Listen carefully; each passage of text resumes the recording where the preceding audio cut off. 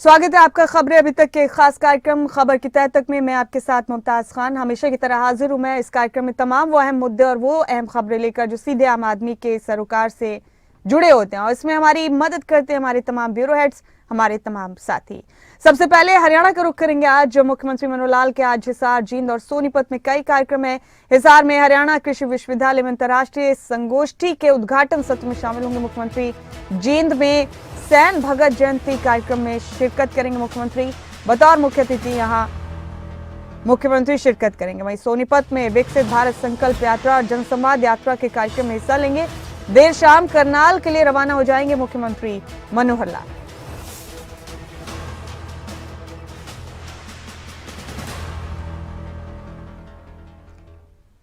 अंतर्राष्ट्रीय संगोष्ठी में भी शिरकत करेंगे। जींद में सैन भगत जयंती कार्यक्रम में बतौर मुख्य अतिथि शिरकत करेंगे। सोनीपत में विकसित भारत संकल्प यात्रा और जनसंवाद यात्रा में शामिल होंगे मुख्यमंत्री मनोहर लाल। आज हिसार, जींद और सोनीपत में कई कार्यक्रमों में शिरकत करने वाले। हिसार के कृषि विश्वविद्यालय में अंतर्राष्ट्रीय संगोष्ठी है, जिसके उद्घाटन सत्र में शामिल होंगे मुख्यमंत्री मनोहर लाल। तमाम बड़े अपडेट आपको मुख्यमंत्री के दौरे के हवाले से दे रहे हैं।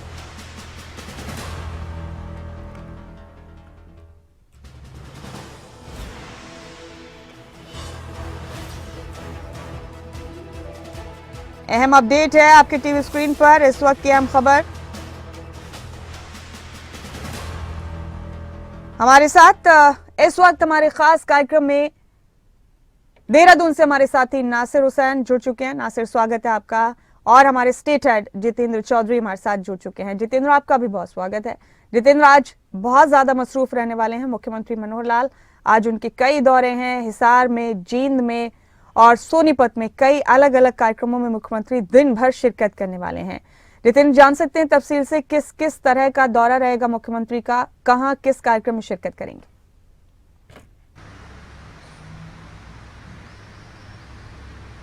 देखिए, बिल्कुल मुमताज, ये खबर जुड़ी हुई है मुख्यमंत्री के आज हरियाणा दौरे से। और हरियाणा में कई जिलों के अंदर मुख्यमंत्री के जो कार्यक्रम है वो आज रहने वाले हैं, जिसमें हिसार, जींद के साथ साथ सोनीपत और आज शाम को करनाल भी मुख्यमंत्री मनोहर लाल पहुंच जाएंगे। हिसार के अंदर अगर हम बात करें तो अंतर्राष्ट्रीय संगोष्ठी है, जिसके अंदर मुख्यमंत्री मनोहर लाल शिरकत करते हुए नजर आएंगे। सैन भगत सिंह जयंती के कार्यक्रम में जींद के अंदर शिरकत करते हुए मुख्यमंत्री नजर आएंगे। इसी के साथ विकसित भारत संकल्प यात्रा, जिस यात्रा को केंद्र की तरफ से अगर हम बात करें तो चलाया जा रहा है, और राज्यों के अंदर भी अगर हम बात करें तो इसका पूरा असर और देखने के लिए मिल रहा है। हरियाणा के अंदर भी अलग अलग जिलों के अंदर लगातार विकसित भारत संकल्प यात्रा को एक संकल्प के साथ लोगों के बीच में ले जाने का कार्य किया जा रहा है।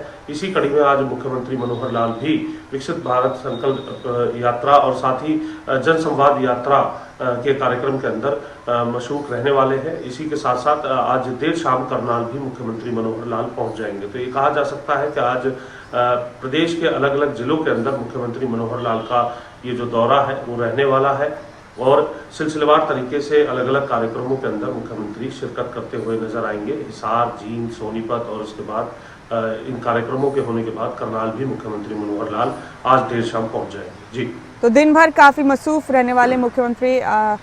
जितेंद्र, जो कृषि विश्वविद्यालय हिसार में एक अंतर्राष्ट्रीय संगोष्ठी का आयोजन किया जा रहा है, जिसके उद्घाटन सत्र में मुख्यमंत्री मनोहर लाल शिरकत करेंगे, इस संगोष्ठी के बारे में बता सकते हैं हम अपने दर्शकों को? जितेंद्र,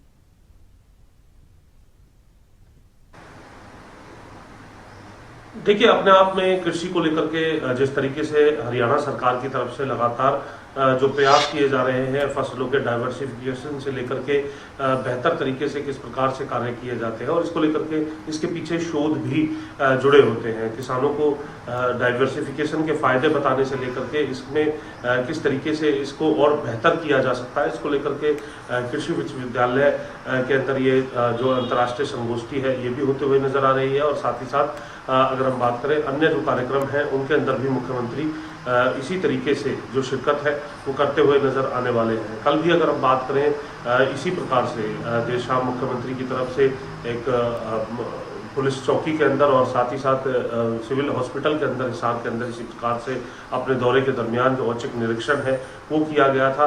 और इसी प्रकार से तमाम जो सेवाएं हैं, चाहे वो किसानों से जुड़ी हुई हो, आम जन से जुड़ी हुई हो, या फिर सरकार की योजनाओं से जुड़ी हुई हो जिन्हें लोगों के बीच में ले जाने की ज़रूरत है, इन तमाम कार्यक्रमों को अगर हम देखें तो ये इन सभी वर्गों से जुड़े हुए हैं और इन्हीं को ध्यान में रखते हुए इन तमाम कार्यक्रमों में मुख्यमंत्री भी शिरकत करते हुए नजर आ रहे हैं। जींद में और पूरा शेड्यूल क्या है, एक बार फिर से हम अपने दर्शकों को जरूर बताना चाहेंगे जितेंद्र, जींद के हवाले से मुख्यमंत्री का क्या क्या कार्यक्रम रहने वाला है? देखिए, बिल्कुल हिसार का शेड्यूल रहने वाला है। बिल्कुल हिसार के शेड्यूल के बारे में हमने बताई। जींद के शेड्यूल की अगर हम बात करते हैं, जींद के अंदर भी सेन भगत जयंती कार्यक्रम में मुख्य अतिथि के तौर पर मुख्यमंत्री मनोहर लाल को शिरकत करना है। सोनीपत में विकसित भारत संकल्प यात्रा है, जनसंवाद यात्रा है और देर शाम करनाल का जो कार्यक्रम है वो मुख्यमंत्री का रहने वाला है।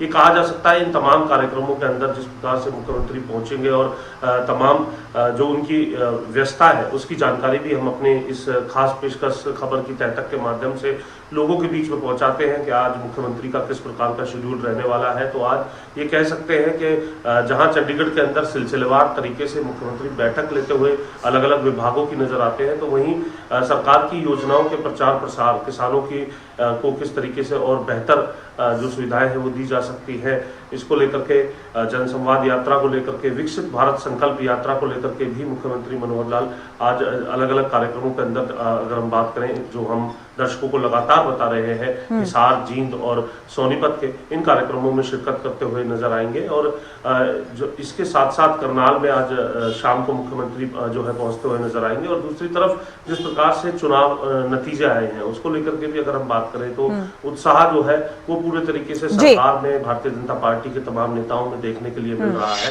तो इस प्रकार की कुछ तस्वीरें भी आज अलग अलग जिलों से देखने के लिए मिल सकती है, जिनमें मुख्यमंत्री जो है इस प्रकार की जो खुशी है उनके साथ मनाते हुए नजर आएंगे। कल भी इस प्रकार की जो खुशी है वो मनाते हुए नजर आए थे। हमने तस्वीरें अपने दर्शकों को भी दिखाई थी कि अलग अलग जगह किस प्रकार से इन चुनाव नतीजों को लेकर के अब हरियाणा के अंदर खासतौर से इसका जो प्रभाव है उसको तलाशते हुए नजर आ रहे हैं। और इसका असर जो है वो जिस प्रकार से प्रधानमंत्री नरेंद्र मोदी ने कल भी कहा था कि ये 2024 की गारंटी के तौर पर, हैट्रिक के तौर पर देखे जा रहे हैं, तो हरियाणा में भी इससे इतर जो है अलग बात जो है नहीं कही जा सकती, क्योंकि 2024 में हरियाणा का भी चुनाव अक्टूबर माह के अंदर लंबित है।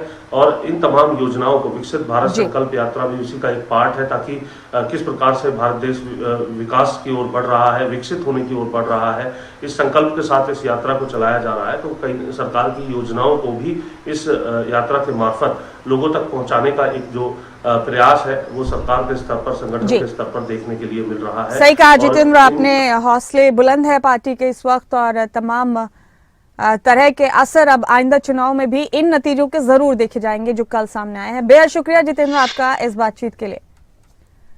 और आगे बढ़ते हुए हम रुख करेंगे उत्तराखंड का। 8 और 9 दिसंबर को उत्तराखंड में ग्लोबल इन्वेस्टर समिट होगा। 8 दिसंबर को प्रधानमंत्री मोदी उत्तराखंड के दौरे पर रहने वाले हैं और पीएम मोदी के दौरे को लेकर तैयारियां जोरों पर। अब ये कंफर्म है कि प्रधानमंत्री Narendra Modi global investor summit के पहले दिन उत्तराखंड के दौरे पर पहुंचेंगे। 8 दिसंबर को प्रधानमंत्री मोदी यहां पहुंचेंगे। 8 और 9 दिसंबर 2 दिन तक ग्लोबल इन्वेस्टर समिट का आयोजन किया जा रहा है उत्तराखंड में, जिसके लिए पिछले कई महीनों से लगातार प्रदेश में तैयारियां चल रही हैं। प्रदेश सरकार ने बहुत संजीदगी से लिया इस इन्वेस्टर समिट को। मुख्यमंत्री पुष्कर सिंह धामी के नेतृत्व में कई बार कई डेलीगेशन अलग अलग देशों का भी दौरा कर चुके हैं। खुद भारत में ही कई राज्यों का दौरा किया है मुख्यमंत्री पुष्कर सिंह धामी ने। देहरादून से नासिर हुसैन हमारे साथी इस खबर पर बने हुए हैं। नासिर, 8 और 9 दिसंबर को ग्लोबल इन्वेस्टर्स समिट आयोजित होने जा रहा है उत्तराखंड में, बिल्कुल नजदीक है तारीख और अब ये भी कंफर्म है कि प्रधानमंत्री खुद पहुंचेंगे उत्तराखंड के दौरे पर 8 तारीख को। इसको लेकर भी तैयारियां जोरों पर हैं। क्या क्या तैयारियां हो चुकी है नासिर, आखिरी मरहले में कौन कौन से काम बाकी हैं, क्या चल रहा है ग्लोबल इन्वेस्टर्स समिट को लेकर उत्तराखंड में? देखिए, उत्तराखंड में 8 और 9 दिसंबर को ग्लोबल इन्वेस्टर समिट होने वाला है, जिसको लेकर के सरकार और प्रशासन की तैयारियां लगभग पूरी हो गई हैं। चूंकि अभी तक प्रधानमंत्री का दौरा तय नहीं था तो उसकी लिहाज से तैयारियां की जा रही थी, लेकिन अब हाल ही में मुख्यमंत्री पुष्कर सिंह धामी भी पहुंचे थे।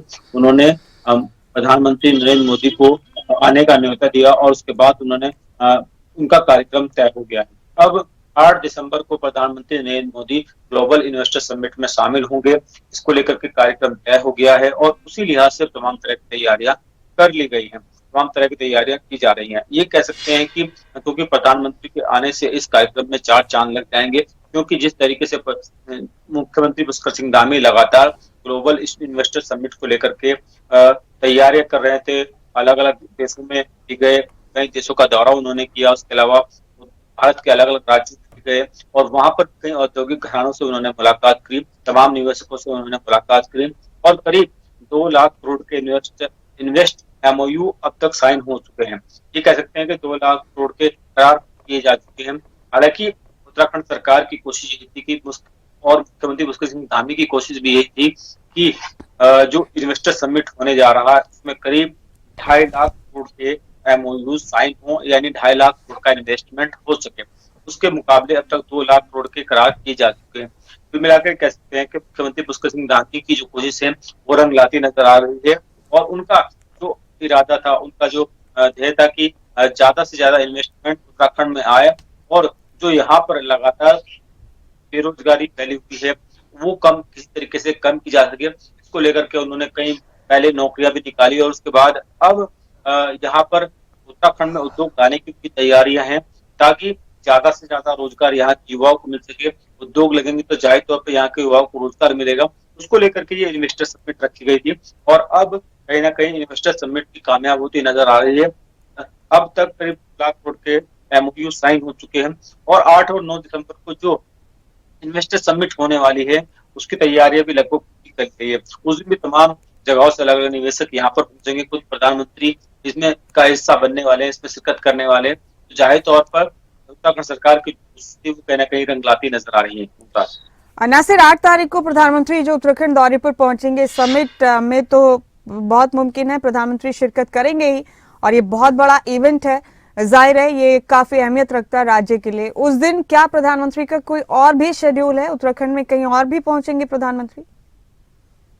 देखिए, अभी तक जो कार्यक्रम तय हुए हैं उसके अनुसार ग्लोबल इन्वेस्टर समिट के उद्घाटन समारोह में प्रधानमंत्री को शामिल होना है और उसके लिए तमाम तरह की तैयारियां की जा रही है।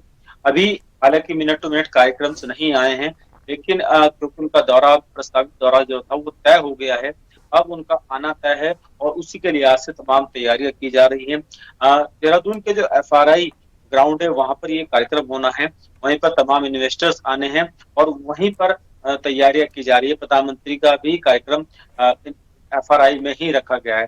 तो ये कह सकते हैं कि अब उनके कार्यक्रम के अनुसार तमाम तरह की तैयारियां की जा रही है। सुरक्षा के लिहाज से जो जिस चीजों की आवश्यकता थी वो वहां पर की जा रही है और अब जो तमाम चाहे मुख्य सचिव हों, देहरादून के DM हों, SSP हों या फिर पुलिस के बड़े अधिकारी हों, वो भी लगातार दौरा कर रहे हैं, लगातार उन जगहों का निरीक्षण कर रहे हैं जहां जहां पर कार्यक्रम होने हैं। कल मुख्यमंत्री ने भी जॉली ग्रांट एयरपोर्ट से लेकर FRI तक जो सड़कों का निर्माण किया जा रहा है, तमाम जो जहां जहां पर सड़कों के काम हो रहे हैं वहां का पूरी तरीके से निरीक्षण किया और तमाम जो लोग काम काज में लगे हुए हैं, जो साज सजावट के काम में लगे हुए हैं, उनसे भी मुलाकात की और उनका भी कहीं ना कहीं एक तरीके से मुख्यमंत्री ने उनको आश्वासन दिया कि जो इस तरह का काम काज कर रहे हैं उसमें काम में तेजी लाई जाए और वो उसी तरीके से काम है, क्योंकि 8 और 9 दिसंबर को इन्वेस्टर समिट होना है। सबसे बड़ी बात यह है कि प्रधानमंत्री नरेंद्र मोदी शामिल होने वाले हैं, इसलिए उसी लिहाज से जो साज सजावट का काम है, जो सड़कों के बनाने का काम हो, उसमें तेजी लाई जाए। तो खुद मुख्यमंत्री ने जॉली ग्रांट एयरपोर्ट से लेकर के FRI तक करीब 25 किलोमीटर का ये रास्ता है, यहाँ पर पूरी तरीके से निरीक्षण किया और तमाम अधिकारियों कर्मचारियों से मुलाकात की और साथ ही साथ निरीक्षण के दौरान उन्होंने निर्देश भी दिए कि किस तरीके से उनको कामकाज करना है, क्योंकि बहुत ज्यादा समय नहीं बचा है। आज 4 तारीख हो चुकी है, 8 तारीख को पहला कार्यक्रम है, फिर 9 तारीख को दूसरा कार्यक्रम है, तो 8 तारीख से पहले यानी 7 तारीख तक काम को कंप्लीट कर लिया जाए, इसको लेकर के भी मुख्यमंत्री ने निर्देश दिए। जी नासिर, कल 4 राज्यों के नतीजे आए जिनमें 3 में बम्पर जीत हासिल की है भारतीय जनता पार्टी ने। जाहिर है इसके बाद उत्तराखंड के मुख्यमंत्री पुष्कर सिंह धामी के हौसले भी बुलंद होंगे हर बीजेपी नेता की तरह, और ऐसे में अब ग्लोबल इन्वेस्टर समिट जिसे लेकर वो इतने वक्त से तैयारियां कर रहे थे, अब क्या लगता है ज्यादा हौसले और ज्यादा जोश के साथ इस समिट को मुकम्मल कराया जाएगा? देखिए, बिल्कुल कहीं ना कहीं जिस तरीके के रिजल्ट आए हैं 4 राज्यों में, और जिनमें से 3 पर बीजेपी ने जीत हासिल की है, और एक अच्छा प्लेटफॉर्म अब कहीं ना कहीं भारतीय जनता पार्टी के लिए तैयार हो गया, क्योंकि जो कल का जो चुनावी रिजल्ट आया है उसको सेमीफाइनल के तौर पर तमाम भारतीय जनता पार्टी के नेता देख रहे थे कि जो लोकसभा चुनाव होने के 2024 में, उसका कहीं ना कहीं ये सेमीफाइनल की तरह इसको आंका जा रहा था कि उसका सेमीफाइनल है, जिसमें कहीं ना कहीं बीजेपी ने जीत हासिल की है। 3 राज्यों में सरकार बनाने जा रही है बीजेपी। ऐसे में अब जो तमाम बीजेपी के नेता हैं, चाहे वो राज्य के नेता हों या केंद्र के नेता हों, सबके कहीं ना कहीं उत्साह बढ़ा है। मुख्यमंत्री पुष्कर धामी ने कल ये बात खुद कही कि जिस तरीके के रिजल्ट आए हैं उससे कहीं ना कहीं मोदी मैजिक एक बार फिर कारगर साबित काम करता नजर आ रहा है, और जो लोकसभा में चुनाव है उसमें भी कहीं ना कहीं ऐसा दिखेगा। अब उत्तराखंड में उत्साह इसलिए भी है कि 5 जो लोकसभा सीट है वो बीजेपी के पास है। अब आने वाले समय में भी 5 की 5 लोकसभा सीट बीजेपी जीतने वाली, इस तरह के दावे भी खुद मुख्यमंत्री करते नजर आए, तमाम बीजेपी के नेता करते नजर आए। तो ये कह सकते हैं कि कहीं ना कहीं उत्तराखंड में भी बीजेपी सरकार के नेताओं का उत्साह बढ़ा है, खुद मुख्यमंत्री का उत्साह नजर आ रहा है। और जिस तरीके से इन्वेस्टर समिट होने जा रहा है, इसको लेकर भी उन्होंने बार बार ये बात कहे हैं कि अब बीजेपी जो उत्तराखंड के लिए कर सकती थी वो करने की कोशिश कर रही है। यहाँ के युवाओं को रोजगार दिया जा रहा है, और इन्वेस्टर समिट इसमें एक बहुत बड़ा कदम है, और इसीलिए लोगों को बीजेपी के साथ जुड़ना चाहिए। और बीजेपी लगातार राज्य के निवासियों के बारे में सोचती है। मुख्यमंत्री कई बार कह चुके हैं, इस तरह के जो बीजेपी अब तक उत्तराखंड के लिए करती आई है, ये एक और बड़ा कदम है, और इसमें भी बहुत ज्यादा फायदा है उत्तराखंड के वासियों को। जी नासिर, आपका बेहद शुक्रिया इस खबर की तह तक पहुंचने के लिए, बहुत बहुत शुक्रिया आपका। और यहाँ हम रुख करेंगे हिमाचल प्रदेश का। शिमला में कई अहम कार्यक्रम होने वाले। इस बीच विधायक दल की अहम बैठक हुई। पीटरहॉफ में विधायक दल की मीटिंग हुई। सरकार के 1 साल के कार्यकाल की रणनीति पर काम किया गया, चर्चा की गई, इसे तैयार किया गया। पुलिस मैदान धर्मशाला में 11 दिसंबर को राज्य स्तरीय कार्यक्रम होगा। पहले चंबा में कार्यक्रम की रणनीति बनी थी।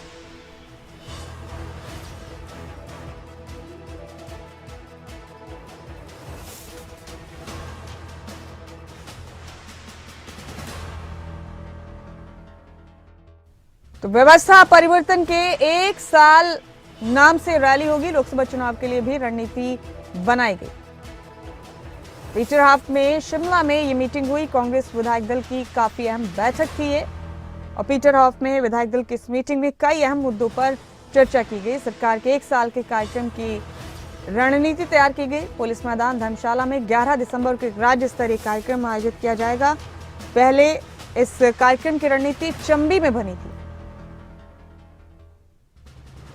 तो यह अहम अपडेट है आपके टीवी स्क्रीन पर। हिमाचल प्रदेश के हवाले से हमारे साथ प्रदीप ठाकुर हमारे ब्यूरो हेड शिमला से फोन लाइन पर जुड़ चुके हैं इस खबर पर तमाम अपडेट के साथ। प्रदीप, 1 साल का कार्यकाल पूरा करेगी सुक्खू सरकार और इसे लेकर बड़े पैमाने पर तैयारियां की जा रही हैं, और इसी सिलसिले में कांग्रेस विधायक दल की बैठक हुई कल शिमला में पीटरहॉफ में।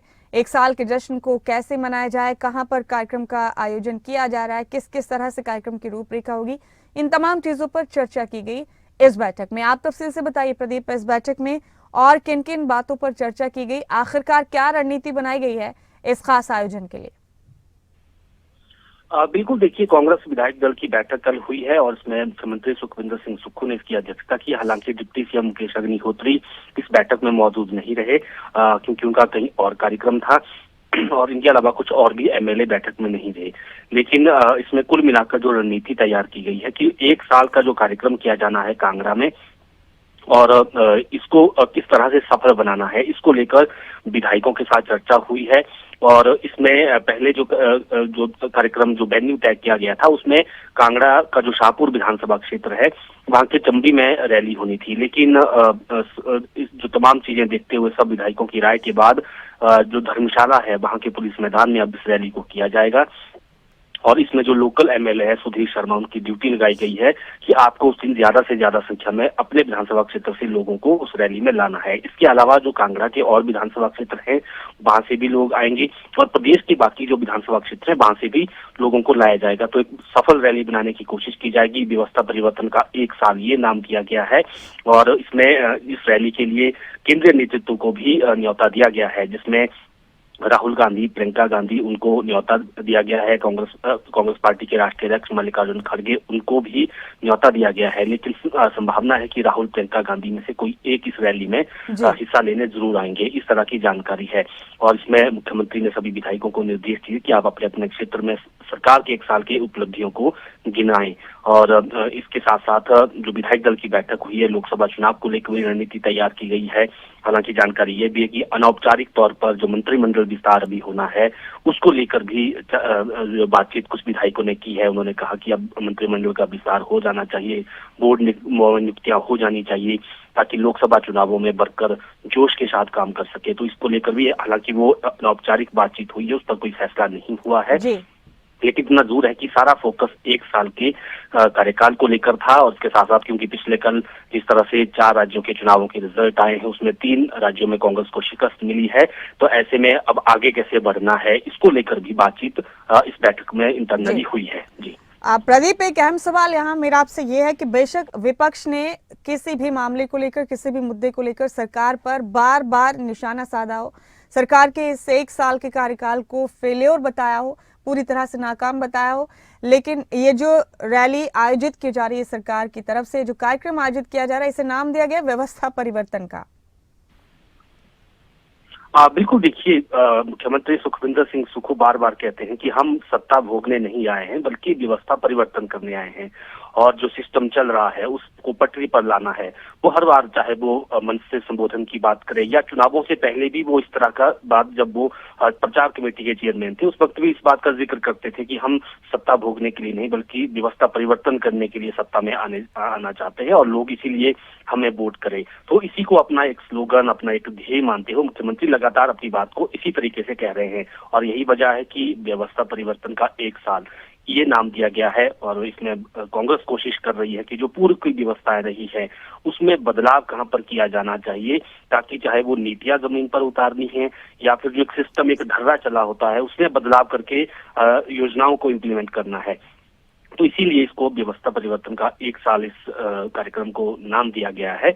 और लगातार हर मंच से हम अगर बात करें तो चाहे मुख्यमंत्री की बात हो और बाकी भी मंत्री नेता अब व्यवस्था परिवर्तन का ही जिक्र बार बार करते हैं। और उसमें चाहे कर्जे का जिक्र बार बार होता है और बाकी जो पुराना सिस्टम था उसको लेकर जिक्र होता है। तो वो मुख्यमंत्री यही कहते हैं कि हम व्यवस्था परिवर्तन के लिए आए हैं और इसी को आगे लेकर अपना एक स्लोगन लेकर जो है सरकार आगे बढ़ रही है। जी, शुक्रिया प्रदीप आपका इस खबर की तह तक पहुंचने के लिए, बहुत बहुत शुक्रिया आपका।